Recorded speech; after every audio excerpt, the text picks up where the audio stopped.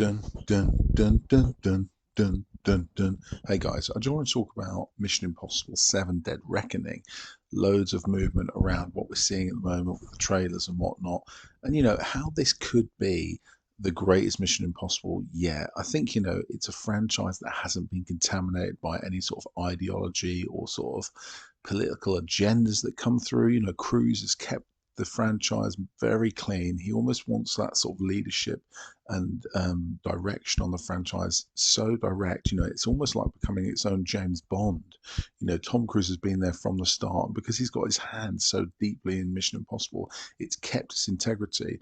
But I love that we're bringing back, Henry Czerny, the original Agent Eugene.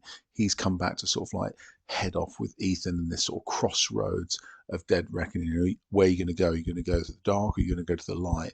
And obviously the stunts are always impeccable and ferocious in terms of Cruise, desires. He's taken place in sort of South Africa, Norway.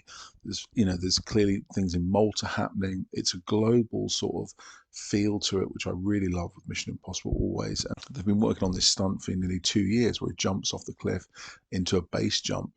There's some clips that have come up where Cruise has personally shared with the world what he's been working on, which, is delightful. How many actors are that passionate about the role that they're saying, look, this is what we've been doing. I want you to see the film. I want you to see me jump off a cliff and nearly kill myself. There's many interviews where Cruise has admitted that Mission Impossible is almost like an excuse for him just to have fun essentially and do every single stunt known to humanity. And up until this point, we've pretty much seen it all.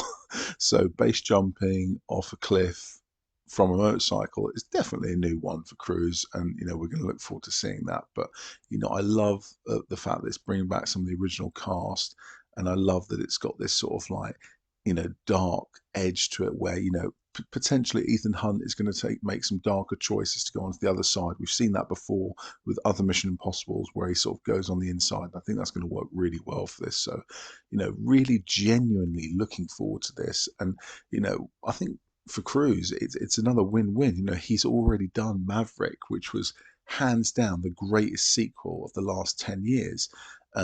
Top Gun fans, Tom Cruise fans are so excited that he gave that so much energy and passion. If he's putting that same kind of energy and passion into Mission Impossible Dead Reckoning, then we're going to see that same level of quality and stewardship of the franchise. So yeah, really excited about this one. Let's hope there's some more leaks of him doing some crazy stuff.